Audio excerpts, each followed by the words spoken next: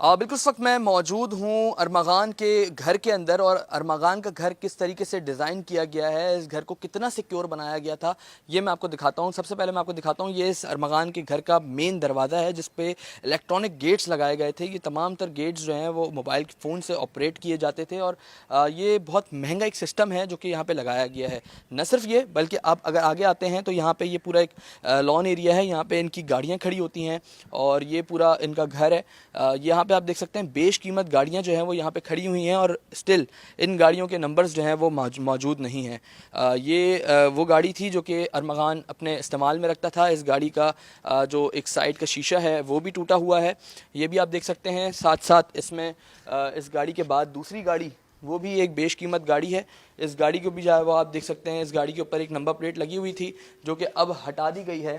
Electronic کار ہے، مہنگی ترین گاڑی ہے۔ نہ صرف یہ بلکہ اس کے ساتھ ساتھ اگر ہم آگے آتے ہیں تو آپ کو میں تھوڑا سا اندر کا بھی محل وقوع دکھاتا ہوں کہ یہ کس طریقے سے پورا گھر جو ہے وہ بنایا گیا تھا۔ اور اس گھر کے اندر جو رہائشی کمرے ہیں وہ صرف 2 ہیں، بلکہ گراؤنڈ فلور پہ اور اس کے ساتھ ہی جو فرسٹ فلور ہے اس کے اندر بھی جو ہے وہ پورا سافٹ ویئر ہاؤس ڈیزائن کیا گیا ہے، پورا سافٹ ویئر ہاؤس بنایا گیا ہے۔ یہ وہ صوفہ ہے جہاں پہ آپ دیکھ سکتے ہیں کہ کچھ خون کے نشانات بھی اس وقت یہاں پہ موجود ہیں۔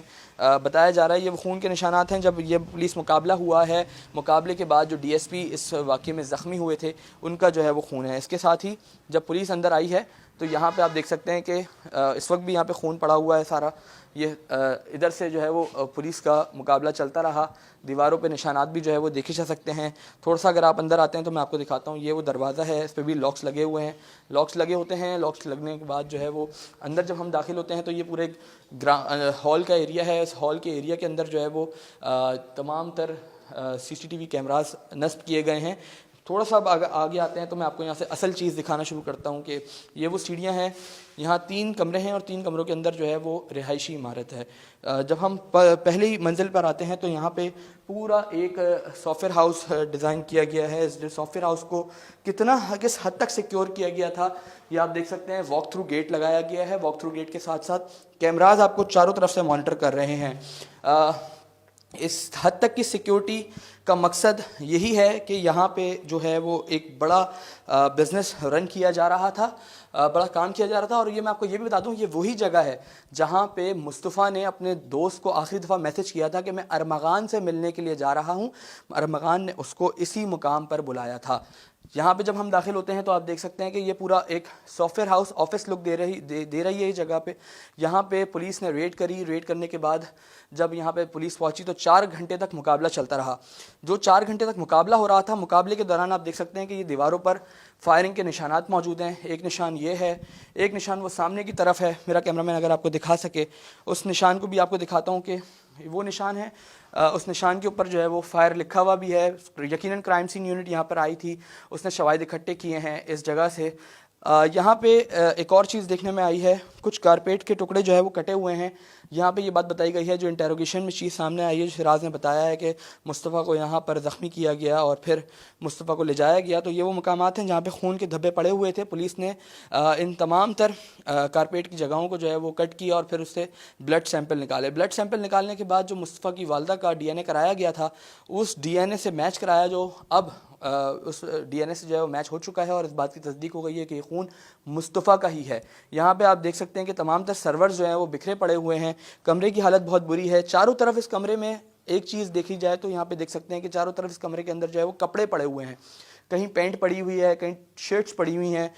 یقیناً جب آفس ہوتا ہے تو آفس میں اس طریقے کی چیزیں موجود نہیں ہوتی۔ اس کمرے کو جس طریقے سے ڈیزائن کیا گیا ہے، چاروں طرف سی سی ٹی وی کیمراز لگائے گئے ہیں۔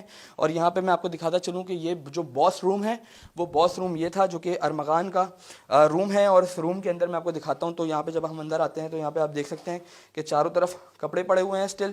اس کے ساتھ ہی ایک سرور لگا ہوا تھا، بڑا سا وہ سرور جو ہے وہ یہاں سے پولیس اپنی تحویل میں لے گئی ہے۔ اور یہ وہ سیٹ ہے جہاں پہ ارمغان بیٹھتا تھا۔ یہاں پہ بھی ہم دیکھ رہے ہیں کہ جو نشہ کرنے کی ادویات ہوتی ہیں، چیزیں ہوتی ہیں، وہ یہاں پہ دیکھی گئی ہیں اور رکھی ہوئی ہیں۔